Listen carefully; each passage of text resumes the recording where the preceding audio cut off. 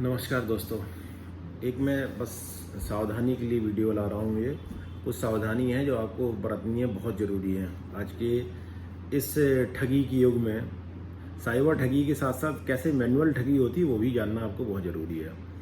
भीड़ भाड़ वाले अगर बाज़ार हैं, जैसे ख़ास तौर पे ज्वेलरी वाले, सोना चांदी वाले, जब सोना चांदी के त्योहारों का जो मतलब ऑर्नामेंट्स खरीद बिक्री का जब त्यौहार आता है ना, तो उसमें ख़रीदारी ज़्यादा होती है और वो गैंग उन्हीं मार्केट में सक्रिय होते हैं।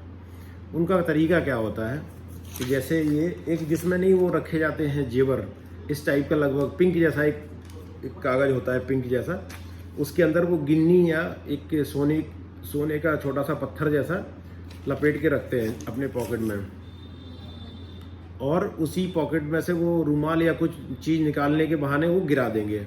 जब वो गिरा देंगे तो जो पीछे व्यक्ति आ रहा होगा वो उसको उठा लेगा। उसमें कोई भी हो सकता है, हम आप कोई भी हो सकते हैं, उठा लेगा।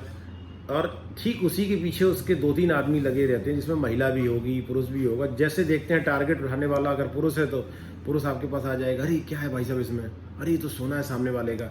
तुरंत कहेगा कि चलो यार उसको वापस कर देते हैं। आपको भी लगेगा हाँ वापस कर देते हैं। अगर आपकी वो मनोवैज्ञानिक परिस्थिति को भांपता है, अगर आपने कहा कि वापस कर देंगे तो तुरंत वो लालच में डालेगा, अरे यार इतना महंगा इतना मिला है, क्यों वापस करना, मिल गया तो बातों में लगा लेगा आपको। बहुत बहुत एक्सपर्ट रहते हैं वो, बातों में आपको उलझा लेंगे, एकदम ट्रस्ट में ले आ लेंगे आपको। देखो ठगी का धंधा, जो एक मैंने शब्द कहा, ट्रस्ट पे निर्धारित है। ये यकीन दिलाने पे आधारित है। और अक्सर लोग जो ठगे जाते हैं वो उनको वो ट्रस्ट दिला देते हैं कि ये सच है जो मैं बता रहा हूँ। फिर वो उन्हें लालच देगा। कैसा करते हैं, चलो इसको सुनार के यहाँ इसको काट के आधा आधा ले लेते हैं, आधा आप ले लो आधा मैं ले लेता हूँ। तो आपको भी लगेगा यार इतनी मोटी सोने की गिन्नी है और ये कटेगी तो कम से कम 1-1.5 लाख तो हमारे हिस्से भी आ जाएगा। आप उस लालच में पड़ जाते हो। फिर वो आपको इस तरह से बातों में ले आएगा, इतना घुमाएगा प्यार से, ऐसा चाशनी बनाएगा। फिर वो इस पे ला देगा कि ऐसा करिए, आप हमें तो बस पकड़नी है, मैं जा रहा हूँ बाहर, मुझे बहुत ज़रूरी काम है। ऐसा करो, आप इसको रख लो और इसको आप दुकान पे आप बेच दीजिएगा, बेच के ले लीजिएगा, हमें अपना नंबर दे दो, हम आपसे संपर्क कर लेंगे। और हमें आप अभी जो पैसे रखे हो दे दो, आपके पास हो, मेरी ये ज़रूरत है, वो मैं अपना काम कर लूँ और मैं बहुत ज़रूरी बाहर जा रहा हूँ। फंस गए आप लालच में। आपने तुरंत निकाला उसने जेब से जो भी 4,000, 5,000, 10,000 जितना हुआ, आपने तुरंत यूँ फेंक दिया कि लो क्या कितना अच्छा आदमी मिला है, पूरी सोने की गिन्नी हमें दे रहा है और अपने सिर्फ कुछ चंद पैसे ले रहा है। पैसे आप लिए और चल दिए। चलने के बाद वो अपना पैसा लिए चला गया। आप पैसा लेके वो गिन्नी लेके घर चले आए। फिर आप 2-4 दिन रखे रहे, आपकी सुरसुरी काटी कि चलो इसको चेक कराऊं। जब चेक कराने गए तो क्या निकला, लोहा या एल्युमिनियम। फिर उसको सर पे मारना आपने। तो भैया लालच के चक्कर में कतई मत फंसो। और ये ठगी लालच का ही धंधा है। लालच दे के फंसाते हैं और विश्वास में लेते हैं। लालच और विश्वास 2 चीज़ से आपको ठगते हैं। तो ये कतई झांसे में नहीं आना। इसको झांसा शब्द इसलिए यूज़ किया जाता है, ठीक है। झांसे का मतलब ही यही होता है, टप्पेबाजी जिसको कहते हैं। टप्पेबाजी का यही मतलब होता है ना, कि आपको उल्लू बना के आपसे पैसा ऐंठ लिया। दूसरा टॉपिक बहुत इम्पोर्टेंट वो भी है। आप लोग कम से कम इसको अपने घर परिवार की औरतों को ज़रूर बता दीजिएगा। जो लोग सुन रहे हैं वो अपने घर परिवार की औरतों को ज़रूर बता दीजिएगा। कभी महिलाएं हाथ में गले में ज़्यादा ऑर्नामेंट सोने का पहन के जब मार्केट निकलती हैं तो ऐसी गैंग सक्रिय रहती। ऐसी गैंग में मध्य प्रदेश और तमिलनाडु तक के लोग शामिल हैं। उनका बहुत शार्पली पैटर्न है। वो देख लेते हैं, अपना टारगेट सेट करते हैं, जिस टाइप के वो पहने हैं उसी टाइप के वो कुछ मतलब मिलते जुलते कंगन कड़ा पहले से ही पेपर में रखते हैं, लपेट के पेपर में। ठीक चालाकी कितनी होती, जैसे मान लो कोई महिला, ओल्ड एज महिला, ओल्ड एज के आप समझ लो 50+ वाली, 50 और उससे ऊपर वाली, ओल्ड एज में भी नहीं कहेंगे हम, एकदम रिक्शे पे जा रही होंगी, उनको रोक लेंगे धीरे से। वो 3-4 रहेंगे संख्या में। कहेंगे बहन जी, माता जी आगे मत जाओ, बवाल हो गया, आगे पूरा बवाल चल रहा है, भयंकर लूट खसोट मची हुई है, उधर मत जाओ, आप दूसरे रास्ते से निकल जाओ।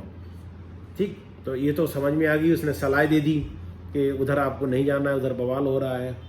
उसके बाद आपको धीरे से वो दूसरा आदमी तुरंत सलाह देगा, अरे यार इन्होंने इतना वो सब पहन रखा है, वहाँ छीना झपट्टी हो रही, कहीं समस्या होगी, कोई निकाल लिया तो तीसरी उसमें महिला तुरंत कहेगी, देखो बहन जी हमने तो अपने पर्स में रख लिए हैं, आप भी निकाल के अपने पर्स में रख लो। तो वो जो आदमी रहेंगे उनके साथ में, भाई साहब क्या एक्सपर्ट रहते हैं वो लोग, आपको ऐसे लच्छेदार भाषा बातों में पिरोएंगे, महिला भी चल के आ जाएगी पास में, वो यकीन दिलाने लगेगी, तो आपको लगेगा तो एक आदमी था जिसने कहा, दूसरा आ गया वो आपको ज्वेलरी उतारने की सलाह देने लगा, तीसरा महिला बताने लगी कि हमने तो अपने पर्स में रख ली, आप भी रख लो पर्स में।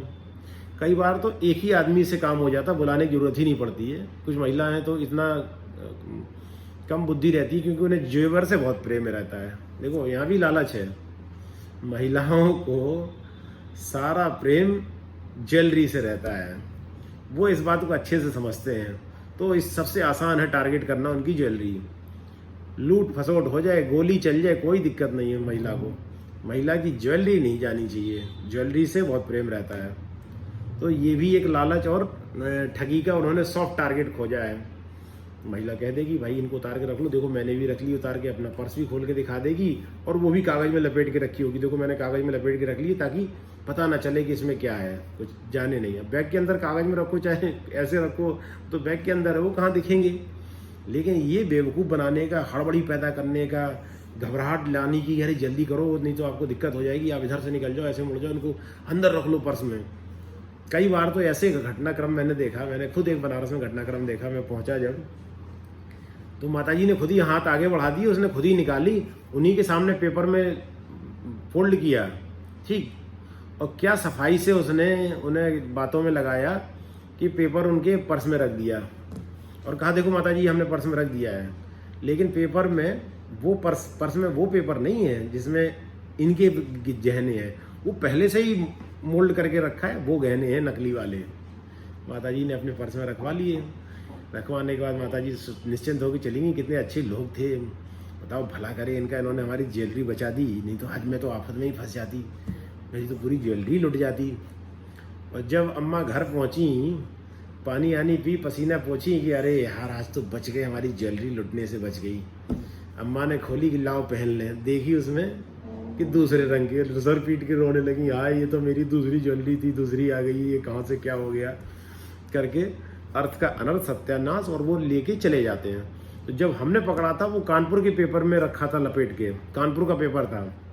सावधानी पुलिस को ये भी रखनी है कि वो जिस जिले से कैरी करते हैं वहाँ का पेपर भी रखते हैं। जैसे मान लो कानपुर में किए 2-4 अटैक, फिर सीधे बनारस आएगा, ट्रेन पकड़ गया, बनारस किए तो कानपुर का पेपर था एक दिन पुराना, तो हमने तुरंत कानपुर संपर्क किया। तो आनंद मिश्रा हमारे दोस्त थे, उन्होंने बताया कि भैया यहाँ 2-3 पकड़े गए हैं। फिर करते करते हम उस गैंग तक पहुँच गए और उसको हमने ट्रैक कर लिया। तो ये सावधानी सबको रखने की ज़रूरत है। पुरुषों को लालच न लें। ज्वेलरी मार्केट में अक्षय तृतीया और इस टाइप के जो त्यौहार आते हैं ना, धनतेरस, और महिलाओं को ज्वेलरी प्रेम में झांसे में नहीं फंसने की ज़रूरत है। Thank you.